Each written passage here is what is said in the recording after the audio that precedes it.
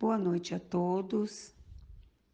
É com muita alegria que daremos início às nossas atividades da noite de hoje, da quinta-feira, da nossa palestra pública de exposição doutrinária, que mesmo diante da impossibilidade de nos reunirmos presencialmente, nós possamos ser assistidos pela equipe espiritual que nos auxiliam em todas as nossas atividades na Casa Espírita e revestirmos neste momento de serenidade, de amor e fé em Deus, para que unidos em prece nós possamos trilhar os caminhos da prova com Jesus ao nosso lado, nos convidando a sermos pacientes e perseverantes.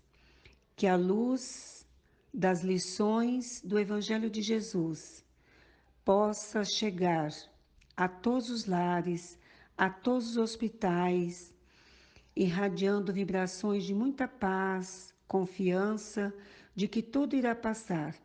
E agradecemos neste momento também a todos que nos auxiliam com doações para o Bazar Beneficente, para as cestas básicas e a sopa fraterna.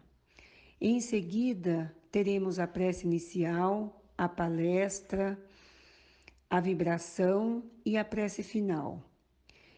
E durante a vibração, poderemos colocar um copo ou uma jarra de água para ser fluidificada. E envolvidos em emanações de paz, daremos início em nossas atividades com muito amor, com muita paciência e perseverança. Que Jesus nos abençoe e que assim seja. Boa noite a todos. Que possamos neste momento agradecer a Deus pelo aprendizado da noite, que possamos buscar no aprendizado do Evangelho os caminhos que cada um de nós devemos percorrer, buscando sempre o caminho do Evangelho, que o amor, que a paz, que o equilíbrio, que a fé envolva sempre os nossos corações aos caminhos que devemos percorrer, estando sempre envolvido na perseverança, na coragem, sempre caminhando em busca de Jesus, trazendo sempre Jesus para perto do nosso coração. Então que possamos agradecer a Deus por todas as bênçãos, pelo aprendizado da noite e pedimos o encerramento da noite de hoje.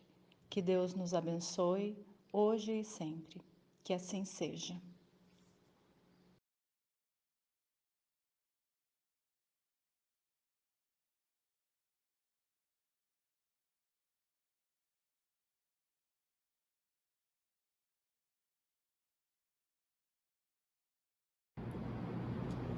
Boa noite a todos.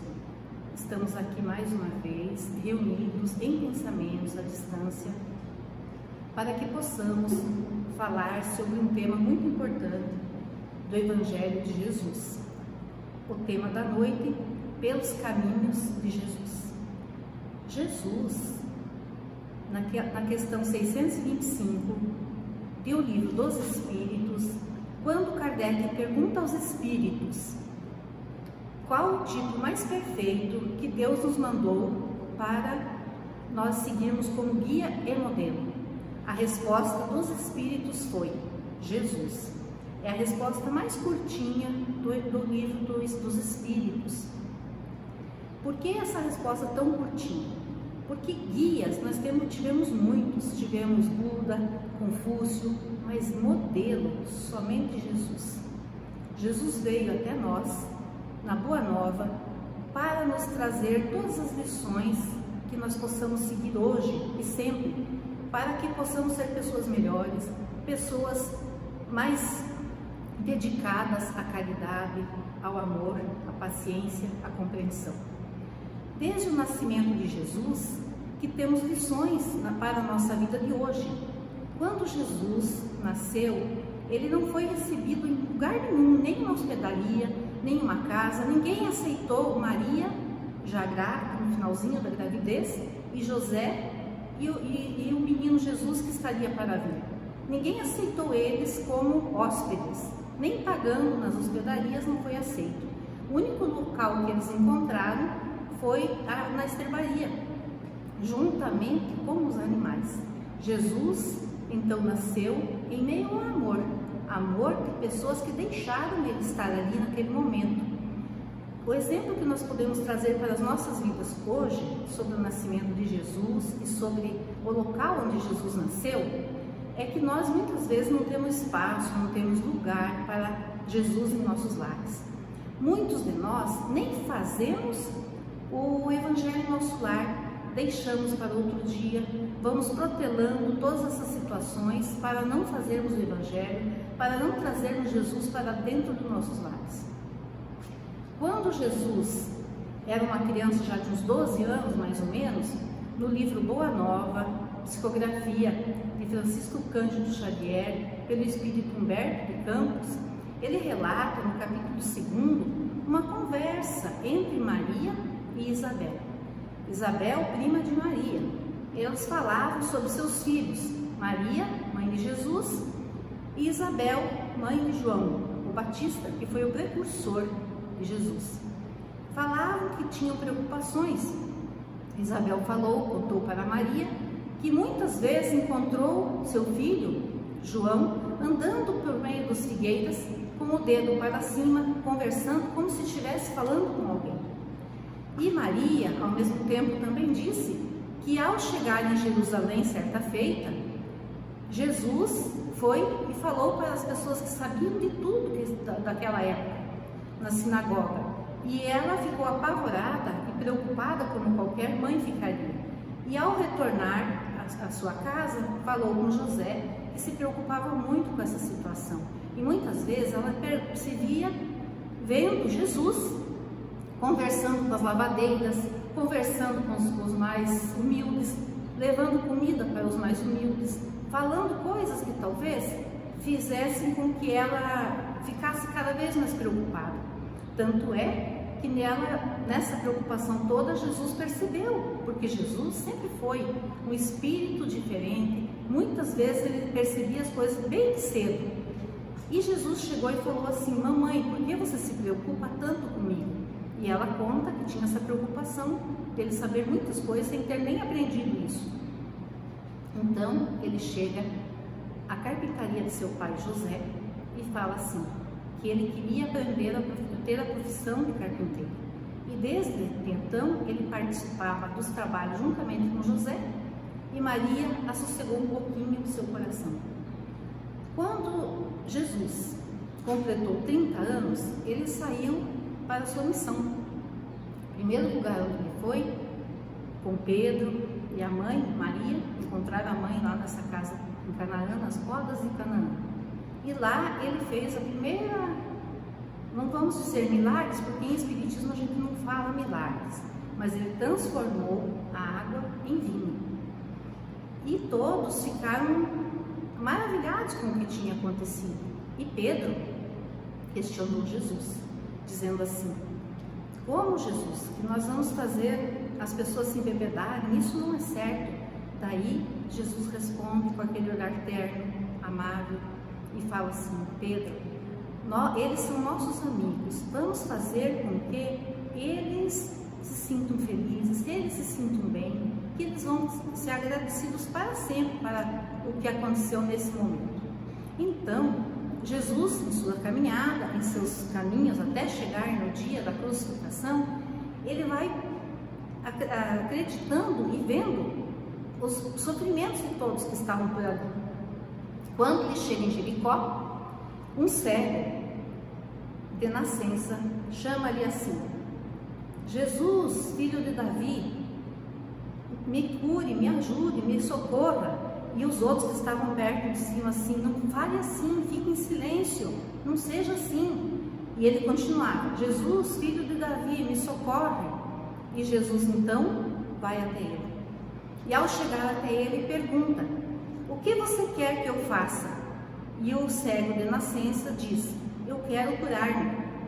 E Jesus então o curou. Curando, ele pode nos trazer o exemplo de que nós não devemos jamais forçar ninguém a nada, a ser espírita ou ser qualquer religioso. Ele sempre nos faz com que nós temos que querer. Então o cego quis ser curado e ele curou. Ele nunca forçou a ninguém a fazer isso. Ainda em Jericó, ele passando por um monte de pessoas andando atrás dele, porque seguiam ele por todas essas paragens, por todos esses caminhos, ele ouve no pensamento o que Zaqueu queria. Zaqueu era um publicano, cobrador de impostos. Todos nós já conhecemos as histórias de Zaqueu. E Zaqueu então sobe na árvore para poder ver Jesus. Mas nesse momento, segundo Emmanuel relata, ele também elevou não só subindo a árvore, mas ele também elevou sua ação, sua sintonia, seus pensamentos. E nesses pensamentos que foram elevados, Jesus ouviu a súplica, o pedido de Zaqueu. E olhando para Zaqueu, diz: Zaqueu, pode descer da árvore. Esta noite estarei em sua casa para jantar e para dormir. Todos ficaram abismados, pensando: meu Deus, como Jesus pode ir na casa de um homem de má vida, de um cobrador de impostos, de um publicano? Então Jesus foi e passou a dizer assim, que Deus estava salvando aquele lar, aquela casa, naquele momento. E Zaqueu ficou tão feliz, tão grato pela visita de Jesus, que falou que se porventura ele tivesse lesado alguém, ele daria 4 vezes mais do que ele tinha tirado injustamente. Então, daquele dia em diante, Zaqueu se transformou em um homem de bem, um homem muito melhor do que ele era. Tem muitos exemplos que nós podemos falar de Jesus nessa caminhada. Ele muitas vezes deixava de lado certas coisas para atender aqueles que mais necessitavam. Ele nunca deixou de atender alguém, ou com uma palavra, ou com uma cura, ou com um olhar interno para a pessoa que estava ali precisando daquele consolo, daquele momento que ele necessitava tanto. Hoje, em nossas vidas, nós não seguimos às vezes o caminho de Jesus, os caminhos de Jesus, porque é difícil, a nossa vida é correria, a nossa vida é cheia de percalços. Então esse caminho de Jesus hoje está todo empoeirado, cheio de pedras no caminho. Esse caminho, ele está como se fosse um caminho muito difícil, porque nós temos caminhos de dor, caminhos largos, caminhos estreitos, caminhos da perdição, caminhos da ilusão, do orgulho, do egoísmo, enfim, muitos são os caminhos. Só que o mais fácil seria nós seguirmos os exemplos de Jesus, mas a gente não faz isso. Então nós fazemos o seguinte: procuramos, como está no Evangelho, seguir às vezes pela porta, entrar pela porta larga, escolher a porta larga e jamais a porta estreita, que é cheia de percalços e dificuldades e sofrimentos. Então tudo isso faz com que a gente possa dar continuidade à nossa jornada. Em 2011, em novembro de 2011, na cidade de Los Angeles, nos Estados Unidos, Divaldo Franco, em uma palestra, em uma conferência, recebe o espírito de Dr. Bezerra de Menezes. Dr. Bezerra de Menezes, nessa época, passa uma mensagem assim, que é chegado o momento de todos nós, a humanidade, parar e dar força àquilo que nós temos que fazer, seguir Jesus, que não temos mais tempo. Por que Bezerra fala isso?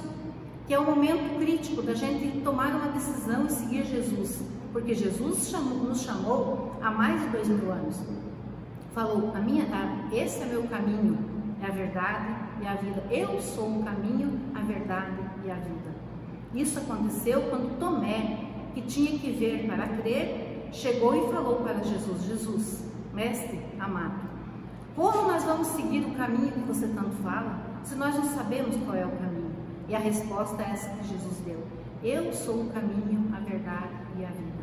E Bezerra de Menezes então nos relata que é o momento da gente mudar, agradecer. Todos nós temos que agradecer a nossa reencarnação, porque segundo Bezerra, nessa mensagem, cada um de nós fomos escolhidos, programados a dedo para estarmos aqui hoje, para estarmos encarnados no lugar que estivermos.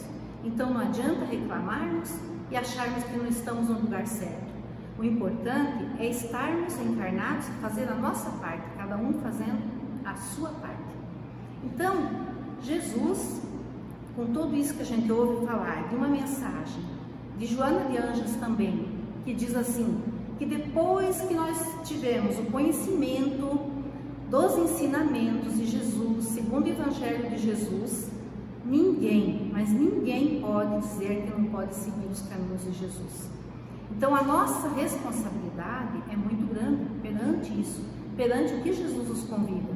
Ele fez o convite há muito tempo, só que nós ainda estamos de braços cruzados, esperando para podermos fazer alguma coisa. Deixamos às vezes para amanhã o que nós poderíamos fazer hoje.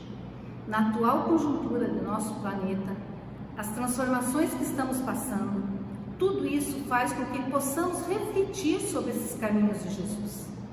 E ao chegar no Sermão da Montanha, mais um caminho de Jesus, mais uma passagem pelos caminhos de Jesus. Quando Jesus fala a tantas pessoas, porque muitas pessoas não tinham microfone, não tinha a tecnologia que temos hoje, mas todos sabiam, entendiam e ouviam o que Jesus falava. Todos entendiam, todos sabiam o que Jesus falava. Então, quando Jesus fala nas bem-aventuranças, que no Evangelho segundo o Espiritismo aparece no capítulo 5, 6 e 7, as bem-aventuranças, são 8 bem-aventuranças. É lá que Jesus nos mostra o amor que Ele tem por nós, o exemplo que Ele dá a nós. E é nesse Sermão da Montanha que, se todos nós pudéssemos ler e entender, eu nem sei se todos leem, mas entender o que está escrito nesses 3 capítulos, principalmente nesses 3 capítulos, todos nós saberíamos o caminho a seguir.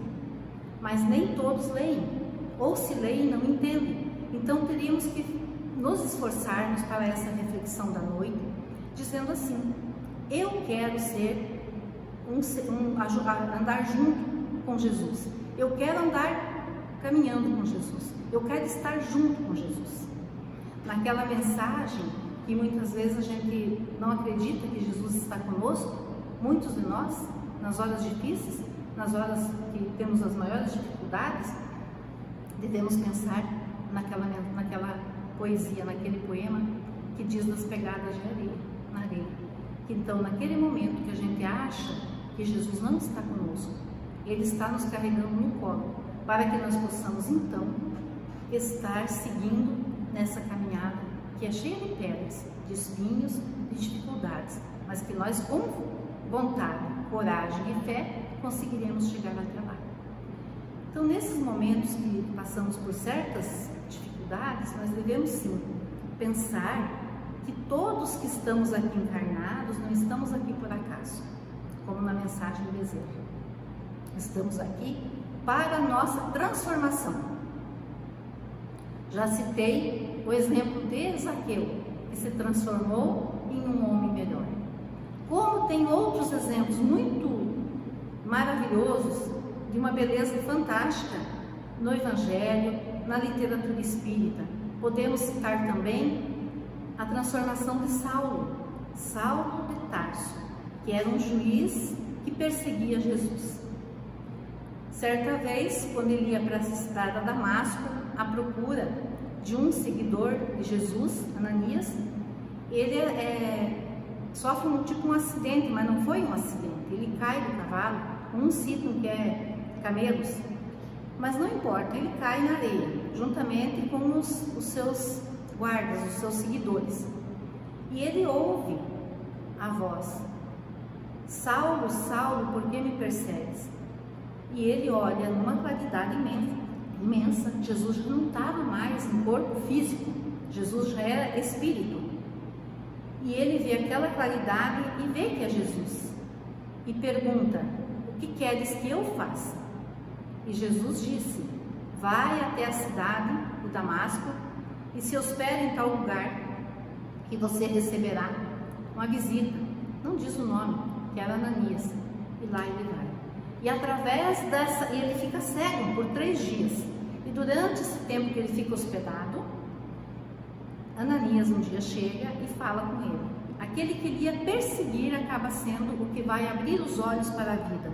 E Saulo, então, a partir daí, torna-se Paulo, o apóstolo Paulo, seguidor, pregador do Evangelho do amado Mestre Jesus. É uma transformação que aconteceu por esses exemplos que a gente tem que citar, que é um exemplo maravilhoso. Outro exemplo é de Pedro. Pedro negou Jesus. E ao negar Jesus 3 vezes, depois veio o remorso, a culpa. Mas depois disso, durante 30 anos, ele trabalhou incessantemente para pregar a Boa Nova, para pregar o Evangelho de Jesus. Ele, através da Casa do Caminho, recebiam pessoas que lá apareciam com fome, com sede, doentes, estropiados, pessoas que precisavam muito do apoio daqueles irmãos. Não somente Pedro, mas também Tiago e João ajudavam muito nessa Casa do Caminho. E ele se transformou e ajudou muito as pessoas, assim espalhando o Evangelho, propagando o Evangelho de Jesus. E Maria Madalena, um exemplo muito lindo de Jesus, Maria Madalena, quando Jesus vai ao túmulo ver Jesus, ao túmulo de Jesus, chega lá, encontra o túmulo aberto, arrombado, e ela sai desesperada e vê um jardineiro, e chega e pergunta se ele sabia onde estava o corpo de Jesus. Então, ela ouve a voz do mestre e reconhece a voz. Então ela vai para beijar os pés e Jesus se joga ao chão, vai para beijar os pés de Jesus e Jesus fala assim: não me toque, porque eu ainda não fui à casa de meu pai. Por onde andastes? Pergunta Maria. E ele fala: eu fui para as zonas inferiores para socorrer um grande amigo que eu amo muito. Aonde? Quem? Diz Maria de Madalena. E ele fala assim: Judas Iscariotes. Cheguei até lá, naquelas zonas. Hoje a gente fala umbral, zonas umbralinas, mas Jesus não falou assim, porque não se usava esse termo. Disse assim: nas zonas inferiores. Ele, depois de fazer o que fez, trair Jesus, ele cometeu o suicídio.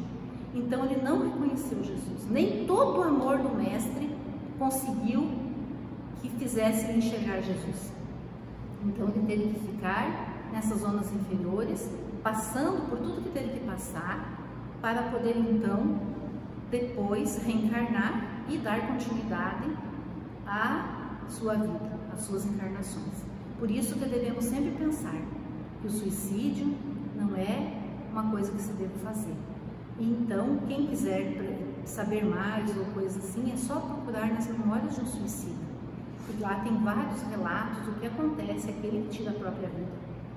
E Judas teve muitas oportunidades de não cometer o que cometeu. Em primeiro lugar, na última ceia, Jesus fala a todos que aquela noite um ia traí-lo. E João ainda pergunta: mas quem, Senhor? Quem, mestre? E ele falou: aquele que pegar um pedaço de pão e colocar junto no prato, comigo na vasilha.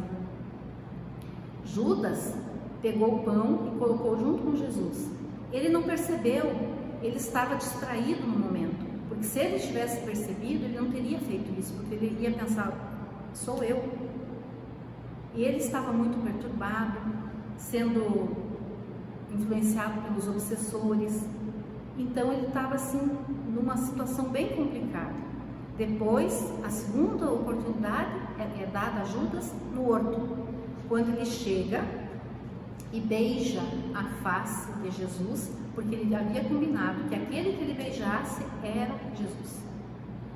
E ele então, nesse momento, passa a perder a oportunidade, porque ele poderia dizer: eu estou equivocado, ele não está aqui, ele não precisava beijar Jesus, mas assim ele fez.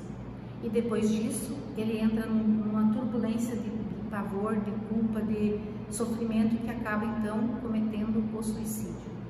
Mas nesse momento a gente pode levar o exemplo de Jesus, do amor que ele tem por todos. Apesar de tudo que Judas fez, ele foi lá nas zonas inferiores para socorrer um amigo que ele disse que amava tanto. Então, nesses momentos que a gente percebe o quanto é importante nós todos pensarmos no nosso dia a dia, no nosso próximo mais próximo, a fazer o bem a todos, a nunca deixar de fazer o bem aos outros. Um exemplo que nós podemos trazer para hoje, para seguir os caminhos de Jesus, é a caridade.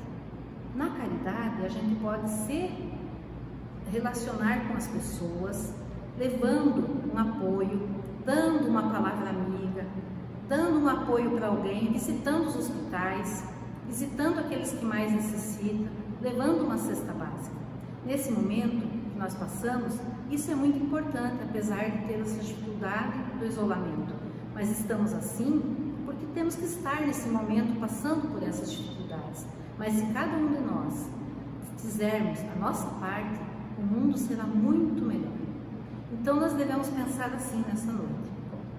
Fazermos essa reflexão dos caminhos de Jesus, pensando assim, que não adianta nós pensarmos que somos melhores que o outro, que somos pessoas que não sabemos a dor do outro, porque Jesus, ele andava pelos caminhos empoeirados, cheio de pedra, não tinha onde ficar, ele ficava onde dava um abrigo para ele, onde deixava ele ficar dormindo ou dava um alimento. Não é como hoje. Hoje é tudo mais complicado. Hoje parece que estamos voltando à era das cavernas, querendo ficar isolados, cada vez mais fechados, trancafiados, com medo de todos. Quantas vezes alguém pode chegar e pedir uma comida e a gente não se dispor a dar? Ou então pedir um favor e a gente dizer que não pode e às vezes poderia ter feito? Então tudo isso faz com que a gente reflita nesse tema da noite. Quando nós às vezes temos empatia por certas pessoas e antipatias por outras pessoas, nesses momentos a gente sabe que é importante estarmos aqui reencarnados, porque se Bezerra disse que não é por acaso que estamos aqui, que não é por acaso que às vezes moramos aonde moramos, temos os amigos que temos, os pais que temos, os irmãos, os cônjuges, todos eles, todas essas pessoas, os filhos, os avós, os amigos, os vizinhos. Então, por que será? Porque essa reencarnação que nós estamos é muito, muito importante para o nosso progresso espiritual, para que nós progredimos então e possamos trilhar os caminhos de Jesus, juntamente com Jesus. Quando Jesus nos fez o convite e nos chamou para que nós fôssemos segui-lo no caminho, dizendo que ele é o caminho, a verdade e a vida, nem sempre nós vamos conseguir segui-lo. Mas nós só fomos convidados, então nós temos obrigação de começarmos a refletir sobre isso. E o mais belo exemplo de amor de Jesus, nas bem-aventuranças, no Sermão da Montanha, quando no final ele faz a prece do Pai Nosso, a prece que ele ensinou a todos nós. Ele também diz assim, que vós sois a luz do mundo, vós sois o sal da terra. Quando Jesus nos fala isso, nós nos sentimos então todos irmãos de Jesus, filho de Deus, do mesmo Pai. E nesse momento que nós podemos pensar assim, se eu sou tão importante, se eu fui escolhido a dedo, como Bezerra nos disse, a estarmos aqui, por que não então fazermos a nossa parte? Vamos fazer assim. A partir de hoje, vamos ler o Evangelho, o capítulo 5, 6 e 7 das Bem-aventuranças, para ver se dessas lições nós conseguimos trazer alguma coisa para o nosso dia a dia, para a nossa vida, para essa encarnação que é tão importante para todos nós.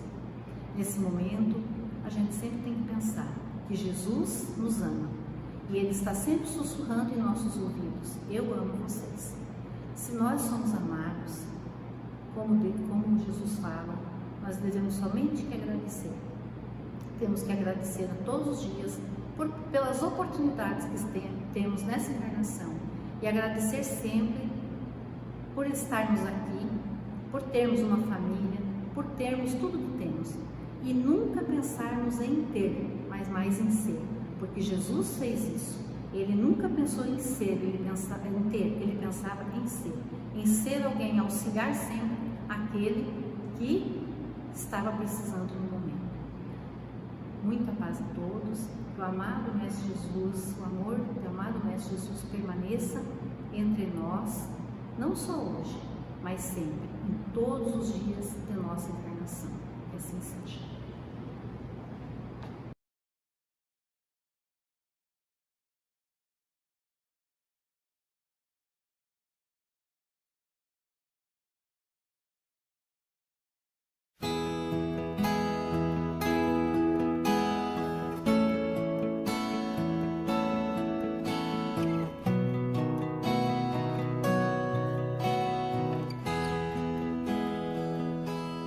Quanta luz neste ambiente,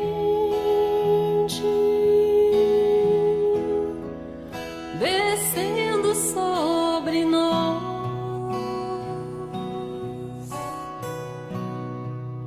vibrando em nossas mentes.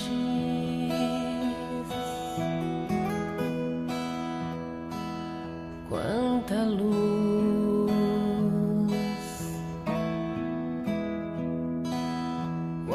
assim em prece,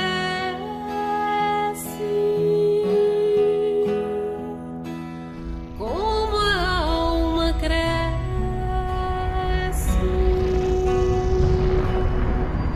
aos olhos de Jesus.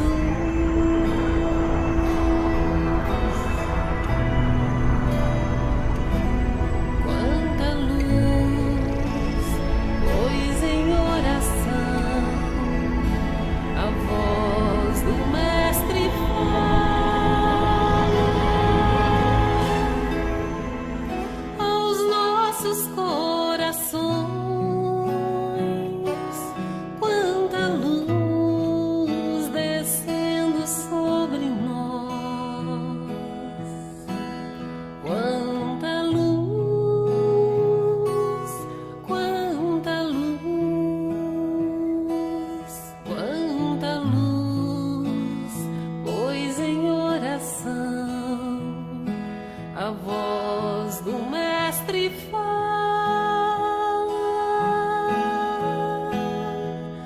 aos nossos corações.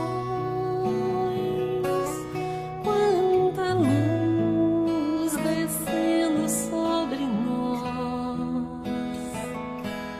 quanta luz, quanta luz.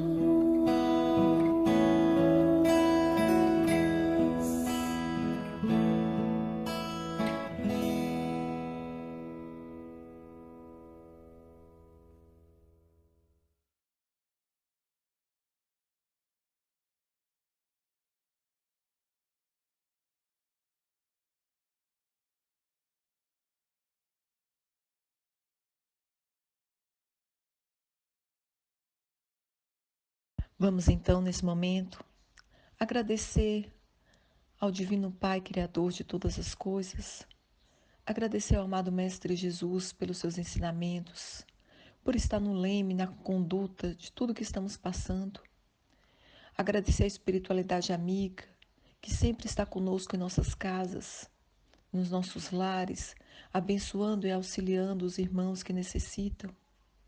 O trabalho da espiritualidade não cessa, não para, não é interrompido. A espiritualidade trabalha como ceareira do Cristo, sem descanso. Que possamos confiar nos nossos mentores espirituais que estão ao nosso lado sempre, em todas as ocasiões. Somos filhos de Deus e o Pai Celestial é justo e bom para todos os seus filhos. Que possamos ter o otimismo, a perseverança, a coragem para passarmos por todas essas dificuldades que estamos enfrentando agora. Que possamos ter no nosso coração a energia divina da vida que tanto nos faz brotar em nosso coração e nossos pensamentos os bons sentimentos. Então, com tudo que nós aprendemos nessa noite, que possamos colocar em prática, que possamos aproveitar esse momento para sermos pessoas melhores, que possamos aproveitar esse momento para estar mais próximo de Deus e que possamos chegar nele sempre como uma criança, com os bons pensamentos, os bons sentimentos, que possamos chegar sempre através da oração e da bondade dos nossos atos. Agradecemos, Pai, pelo trabalho de hoje, agradecemos a espiritualidade do nosso mentor, Dr. Bezerra de Menezes, agradecemos as bênçãos que chegam em nossos lares e que possamos ter uma noite de sono reparador e uma semana abençoada. Que assim seja.